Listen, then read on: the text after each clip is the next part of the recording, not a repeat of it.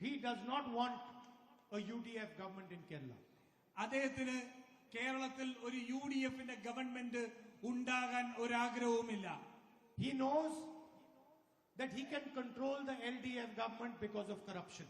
അദ്ദേഹത്തിന് കൃത്യമായി അറിയാം കേരളത്തിൽ ഒരു എൽഡിഎഫിന്റെ ഗവൺമെന്റ് ഉണ്ടായാൽ അവരുടെ അഴിമതി കൊണ്ട് അവരെ നിയന്ത്രിക്കാൻ സാധിക്കുമെന്നറിയാം.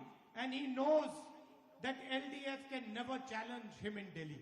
അദ്ദേഹത്തിന് വളരെ കൃത്യമായി അറിയാം ഇവിടുത്തെ എൽഡിഎഫിന് ഡൽഹിയിലുള്ള നരേന്ദ്രമോദി ഗവൺമെന്റിനെ വെല്ലുവിളിക്കാൻ സാധിക്കില്ല. So he understands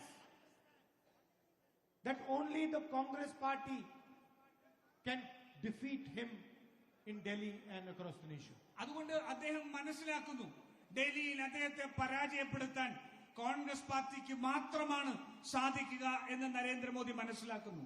That is why he wants to strengthen the LDF in Kerala. അതുകൊണ്ടാണ്